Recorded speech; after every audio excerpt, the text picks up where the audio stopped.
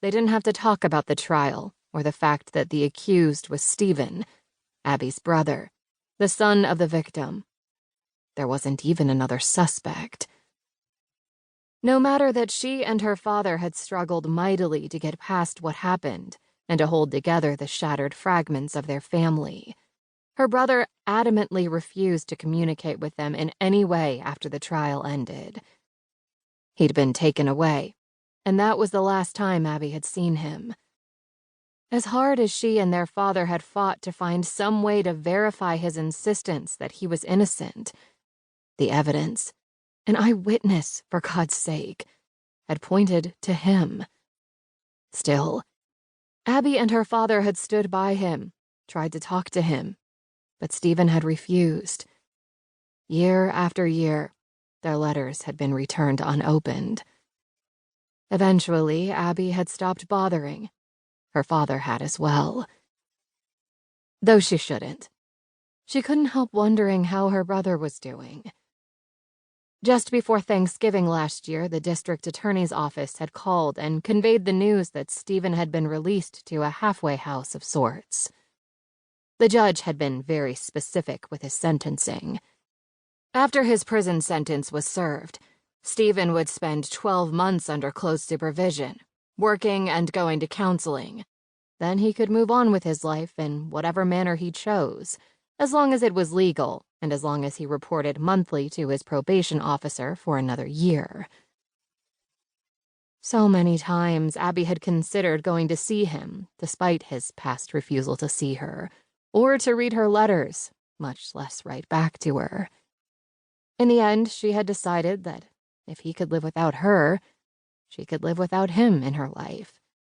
Particularly after he hadn't bothered coming to their father's funeral. She'd made the necessary calls and felt certain he would have been allowed leeway to attend had he chosen to do so. It wasn't like he was that far away, hardly more than 2 hours. But he hadn't come, or reached out in any manner, not even a sympathy card. Frankly, until now, that was the last time she had thought about her brother. Their father had left everything, which was the house and 100 acres of land in the wilds of Montana, to her. His old truck, the tractor, and various other personal property. She understood her father's reasoning for the decision, but she had not agreed with it. Once the property sold, she intended to put half of the proceeds into an account for Stephen. He could take it or leave it. The choice was his. Abby shook her head. How was it that such a happy childhood had turned into a stunning tragedy during their adolescent years? A dozen shrinks couldn't figure that one out, she muttered, pushing the disturbing thoughts aside. She'd gotten in late last night, too late to do anything but crawl into the bed she'd slept in the first 18 years of her life. To make matters worse, she had promptly sunk into a dark, fitful sleep. She hadn't come to the family home since her father's funeral last October. He wasn't here. She really didn't want to be either.